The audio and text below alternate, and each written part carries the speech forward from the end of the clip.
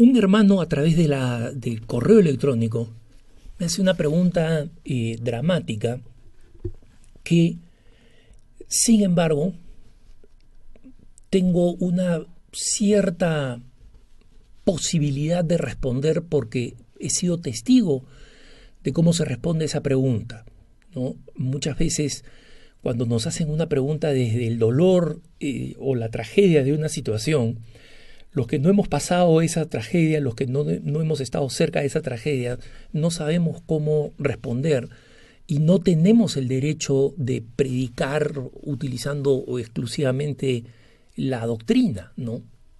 Este amigo pregunta lo siguiente: ¿cuáles son las alternativas que tiene en la iglesia una persona divorciada no vuelta a casar? Una persona divorciada no vuelta a casar. Se habla mucho de los divorciados en una nueva unión o, entre comillas, vueltos a casar, pero no se habla de los que, como yo, no nos hemos vuelto a casar y estamos en una situación similar a la soltería, ¿no? Entonces, la enseñanza de la iglesia al respecto es bastante clara. Primero es buscar la nulidad matrimonial para ver si hay causas para la nulidad matrimonial de tal manera que permita que esta persona se case, porque la nulidad matrimonial declara que esta persona nunca estuvo casada.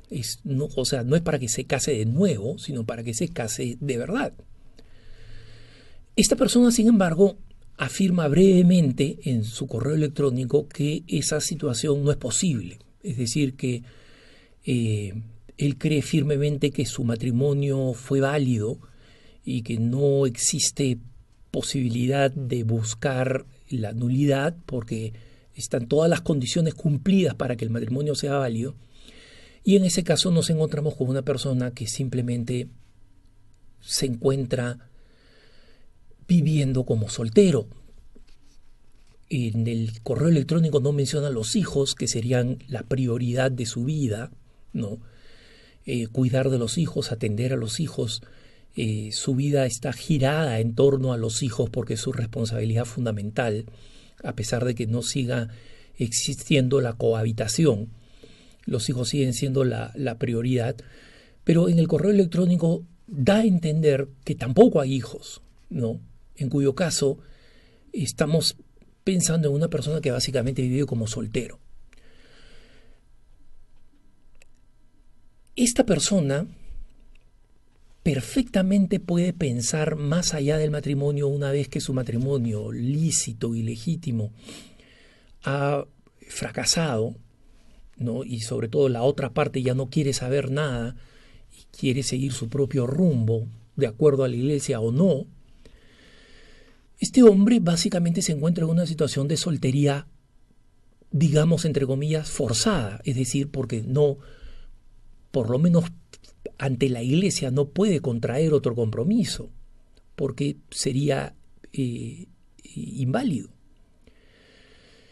Entonces, allí es donde viene la oportunidad de pensar en qué otras cosas se pueden hacer para la propia vida y para la iglesia.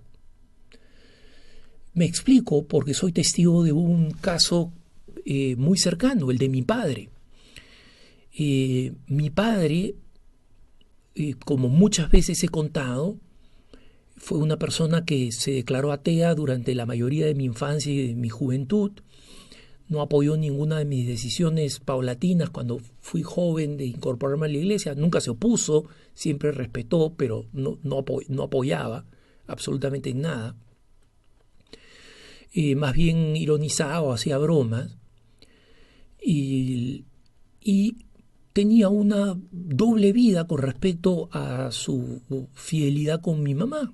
Cuando mi mamá descubre esto, mi mamá lo deja y mi mamá no entra en ninguna otra relación, simplemente se separan. Y mi papá, a pesar de la vida que había llevado, nunca se imaginó que esta relación iba a terminar así, separados, ¿no? Él siempre pensó que esta iba a ser una relación de por vida. Y en este proceso, después de un tiempo de ser abandonado en este proceso, mi papá sufre una conversión al catolicismo muy dramática, una reconversión a su fe de la infancia, muy dramática y muy profunda. Y a partir de entonces, él entiende que tiene que llevar una vida célibe que iba contra todos sus instintos, contra toda su práctica a lo largo de décadas de vida. Reconoce que tiene que llevar una vida célibe, que es lo que le pide la Iglesia, y reconoce que tiene que encaminar sus energías a servir a la Iglesia.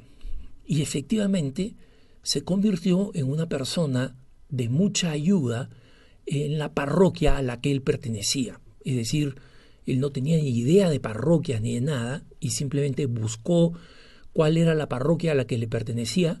Él descubrió que se encontraba a distancia de camino, es decir, que podía caminar a la parroquia diariamente, y así lo hacía, caminaba diariamente a la parroquia, asistía a misa y luego rezaba el Vía Crucis en el Vía Crucis externo que estaba en el jardín de la iglesia, un Vía Crucis muy bonito. Y mi papá nunca tuvo la tentación de convertirse en un acólito o en un sacristán, alguien que estuviera dentro de la iglesia. Tenía su trabajo, después de misa iba a su trabajo, o iba a misa volviendo de su trabajo, todavía misa a las 7 de la mañana y a las 7 de la noche, ¿no? Entonces era de misa diaria, a veces iba a las 2 misas, comulgaba solo en una, pero iba a las 2 misas porque le encantaban, no porque tenía sentido de culpa y que tenía que acumular obras buenas, no pensaba así, había simplemente redescubierto la fe, había sentido una reconciliación interior absoluta, una verdadera fuerza de liberación del mal, y se dedicó a ayudar a la iglesia en las cosas que necesitaba de manera más práctica, más pragmática. Y tanto era su ayuda para las cuestiones prácticas de la iglesia, de la administración, de la expansión, de la actualización, de la reparación de cosas de la iglesia, que el sacerdote, un sacerdote canadiense, un misionero canadiense, le preguntó si él no quería ser un diácono permanente, ¿no? Y esto lo tomó por sorpresa a mi papá, porque mi papá, como digo, ya era mayor, y su conversión había sido radical, pero muchos conceptos de la iglesia, precisamente por tantos años de abandono, tantas décadas de abandono, no las comprendía bien, y me venía y me preguntaba a mí, a su hijo, el cura, entre comillas, ¿no? Se llama el consagrado. Y me preguntaba específicamente sobre qué cosa era el diaconado permanente. Yo le expliqué, a él le encantó porque recordó que alguna vez, cuando había sido alumno de los salesianos de niño, él había pensado en ser sacerdote. Digo, cuando yo crezca voy a ser sacerdote, voy a ser como ellos, ¿no? Obviamente la vida dio muchas vueltas posteriormente, pero él le encantó esto, pero sin embargo no lo entendía bien y pensaba que no tenía el tiempo por su trabajo para dedicarse a recibir una formación propia para el diaconado permanente, y abandonó la idea, pero nunca dejó de considerar las opciones que tenía frente a él, ¿no?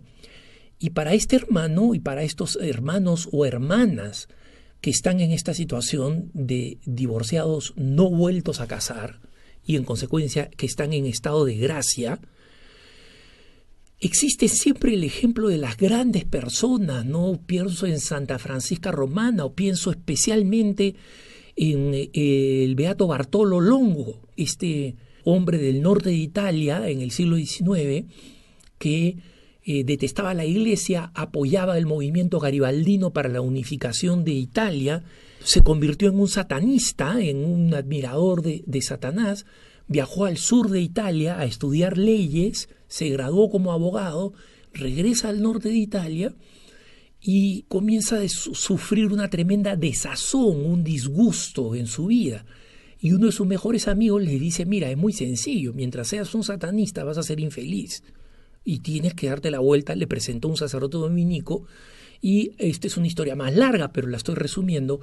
Bartolo Longo se convierte y se vuelve un terciario dominicano. Y es curioso, a través de los dominicos descubre la devoción del rosario y se vuelve tan entusiasta del rosario que termina convirtiendo su vida en la de el fundador del gran santuario del Rosario de Pompey, en Pompey, Italia.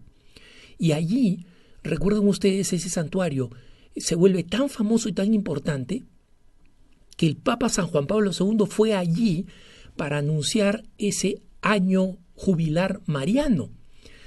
Los que son un poquito menos jóvenes recordarán que en ese año jubilar mariano el Papa no solamente recomendó todo el mundo a la Santísima Virgen María, sino que nos dio los misterios luminosos, el cuarto grupo de misterios del Rosario, los misterios luminosos, y cambió la práctica del Rosario en la Iglesia Católica para siempre, con este don. Y todo desde el santuario donde inauguró este año mariano, el santuario hecho por un hombre soltero, un hombre que pensaba casarse como todo el mundo, seguir su vida, pero que la conversión le pone delante una misión tremenda. Él se vuelve un terciario dominico, pero lo que es importante recordar es que nunca se hizo ni sacerdote, ni hermano, ni consagrado, ni nada, y nunca se casó.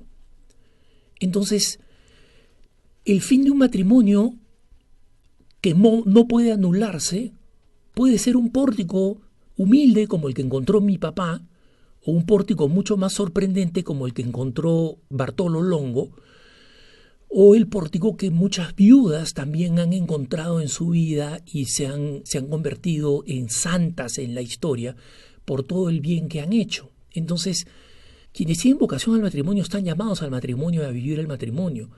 Pero si por una razón trágica este matrimonio termina, eso no significa el fin de la vida de esta persona. Los ministerios en la Iglesia siguen siendo una puerta enorme, abierta para todos aquellos que quieran santificarse, como lo hizo Bartolo Longo y como con sus propias limitaciones también lo hizo mi padre. Que tengas un buen día.